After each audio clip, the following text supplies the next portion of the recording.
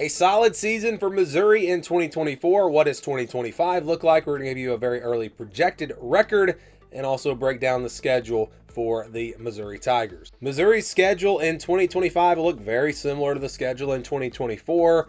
They do, of course, flip the home and away games in the SEC. Non-conference schedule is pretty similar. So let's just jump right in. And here is that full schedule. We will break it down starting with the non-conference. So you've got Central Arkansas, Kansas, Louisiana, and UMass. So really like seeing that Missouri-Kansas game. That's going to be a lot of fun. Should be a great game.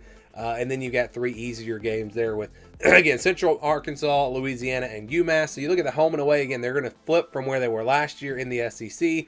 That means this year they get South Carolina, Alabama, Texas A&M, Mississippi State at home. And then on the road, they'll play Auburn, Vanderbilt, Oklahoma, and Arkansas. So I would say it's pretty even in terms of the opponents. Alabama, South Carolina, Texas A&M, though, really, those might be the three best teams they play, and they get them all at home. So that is really good news if you're a Missouri fan.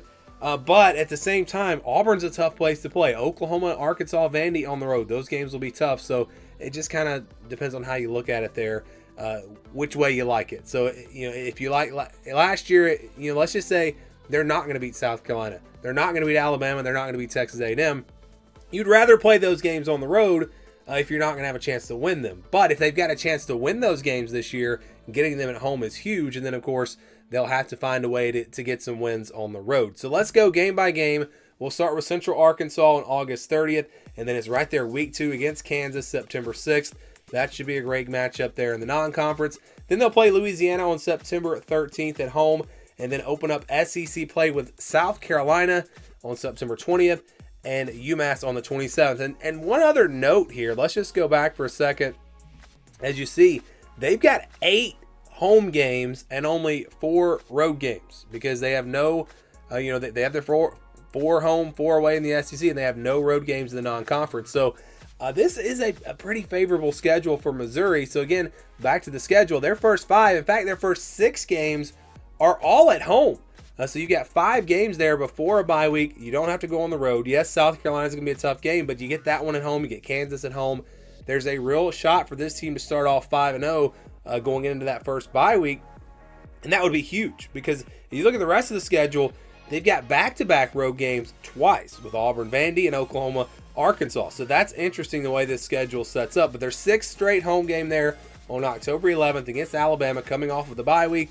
That's going to be a big opportunity for them to possibly get to 6-0. And then that road game against Auburn, that'll be a tough one on the 18th. And then Vandy on the road on October 25th. So only 3 games there before their second bye week.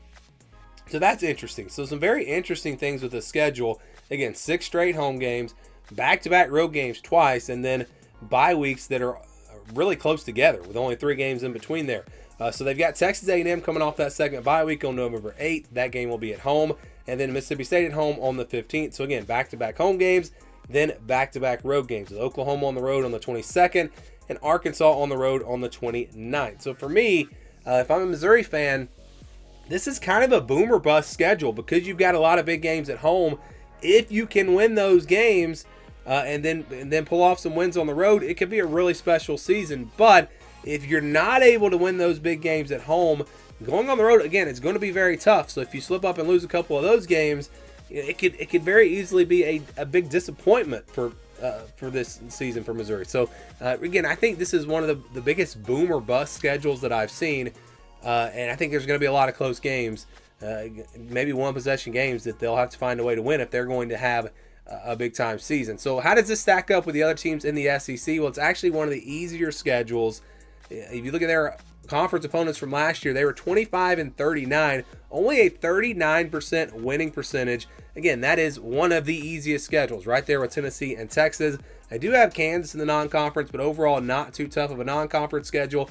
And they get 8 games at home, only 4 games on the road. So this schedule, again, it's boom or bust for Missouri. It could be a really special season, but at the same time, if they're not able to win those big games at home, could be a disappointing season for Missouri in 2025. Before we get to the projected record for Missouri, I just want to let all of you know we do have a Missouri channel. So if you're a Missouri fan, check it out. There's a link down in the description below.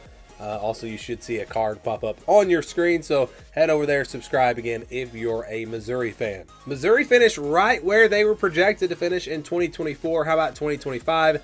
Let's get that projection. First, though, let's just look back the last 4 seasons, and you can see, again, this was with our projected record formula. In 2021, projected to go 7-5, they went 6-6.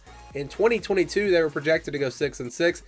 They did go 6-6, so right on the projection there. In 2023, projected to go 6-6. They went 10-2, so they beat the projection by a lot. They were one of the biggest surprise teams in all of college football in 2023, but in 24 last year, projected to go 9-3, and they did go 9-3. So for the past 4 seasons, projection has been very accurate for Missouri. 2 years it was exactly right. 1 year off by only 1 game, but in 23, of course, that's where the projection did miss pretty badly. So again, keep in mind, these are not personal predictions. We don't do predictions until after spring football.